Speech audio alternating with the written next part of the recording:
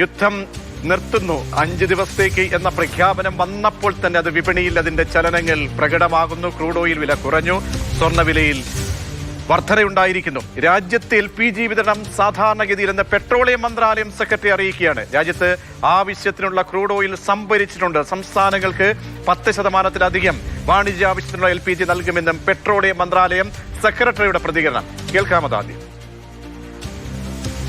Sufficient crude inventories के साथ उच्चतम कैपेसिटी पर ऑपरेट हो रही हैं. रिटेल आउटलेट्स पर स्थिति सामान्य है. नेचुरल गैस के संबंध में घरेलू उपभोक्ताओं को और CNG ट्रांसपोर्ट के लिए 100% सप्लाई मेंटेन्ड है.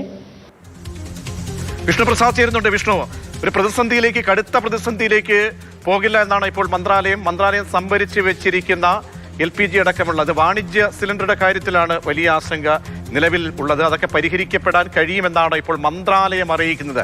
മന്ത്രാലയത്തിന്റെ ഭാഗത്തുനിന്നും സെക്രട്ടറിയുടെ ഭാഗത്തുനിന്നും ഉണ്ടാകുന്ന കൂടുതൽ കാര്യങ്ങൾ അറിയിപ്പ് എന്താണ്? പ്രജീഷ്, ഇന്ന് പ്രധാനമന്ത്രി ലോക്സഭയെ അഭിസംബോധന ചെയ്തുകൊണ്ട് ഈ യുദ്ധത്തിന്റെ പശ്ചാത്തലത്തിൽ ഇന്ത്യയുടെ നിലപാടും അതോടൊപ്പം തന്നെ ഇന്ത്യ ഇതുവരെ സ്വീകരിച്ചിട്ടുള്ള, ഇപ്പോൾ നിലനിൽക്കുന്ന പ്രതിസന്ധികളെ മറികടക്കാൻ സ്വീകരിച്ചിട്ടുള്ള നടപടിക്രമങ്ങളും വിശദീകരിക്കുകയുണ്ടായി.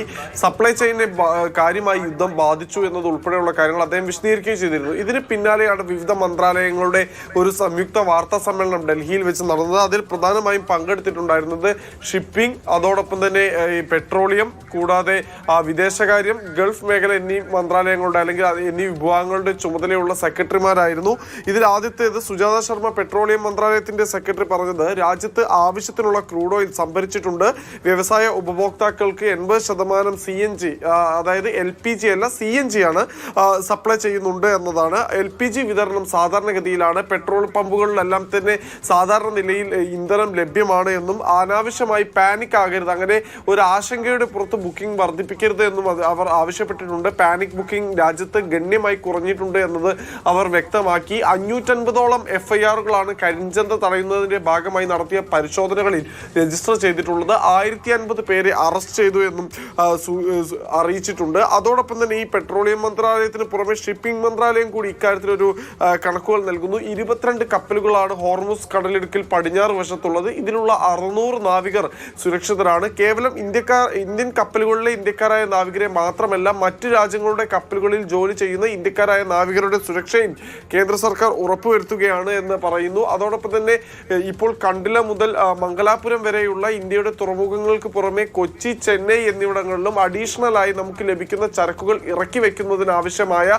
ക്രമീകരണങ്ങൾ ഉറപ്പാക്കിയിട്ടുണ്ട് എന്നുകൂടി മന്ത്രി പറയുന്നു. അതോടൊപ്പം തന്നെ ഈ ചരക്ക് നീക്കത്തിന് ആവശ്യമായ കണ്ടെയ്നറുകൾ സംബന്ധിച്ച് ക്ഷാമമുണ്ടോ എന്ന ചോദ്യത്തിന് അത്തരമൊരു ക്ഷാമം സംബന്ധിച്ച പരാതി ഇതുവരെ ലഭിച്ചിട്ടില്ല എന്ന് കൂടി മന്ത്രാലയം വ്യക്തമാക്കുകയാണ്. ഇത് കൂടാതെ രാജ്യത്തിന്റെ അല്ലെങ്കിൽ ലോകത്തിന്റെ വിവിധ ഭാഗത്ത് ഈ യുദ്ധവുമായി ബന്ധപ്പെട്ട് ഗൾഫ് രാജ്യങ്ങളിൽ ഉൾപ്പെടെ മരിച്ച ഇന്ത്യക്കാരുടെ എണ്ണം കൂടി പുറത്തുവിട്ടിട്ടുണ്ട്. 6 പേർക്കാണ് ഇതുവരെ മരണം സംഭവിച്ചിട്ടുള്ളത്. ഇസ്രായേലിൽ ആരും തന്നെ മരിച്ചിട്ടില്ല. അതിൽ ഒരാൾ മരിച്ചു എന്ന് പറയുന്നത് അത് തെറ്റാണ് എന്നും കൂടി പറയുന്നു. കൂടാതെ ഒരാളെ കാണാതായിട്ടുണ്ട് ഈ യുദ്ധത്തിന്റെ ഭാഗമായി എന്ന് കൂടി അറിയുന്നുണ്ട്. LPG സിലിണ്ടറുകളുടെ ഭാരം കുറയ്ക്കുമെന്ന വ്യാജ പ്രചരണം തെറ്റാണെന്ന് കൂടി കേന്ദ്ര സർക്കാർ അറിയിച്ചിട്ടുണ്ട്. ഗാർഹിക ആവശ്യത്തിനുള്ള സിലിണ്ടറുകളിൽ നിന്ന് 4 കിലോ മുതൽ 5 കിലോ വരെ സിലിണ്ടറിന്റെ ഭാരം കുറയ്ക്കുമെന്നായിരുന്നു പ്രചരണം നടത്തിയത്. അങ്ങനെ 24-ാം ദിവസം ട്രംപിന് ബോധോദയം ഉണ്ടാകുന്നു.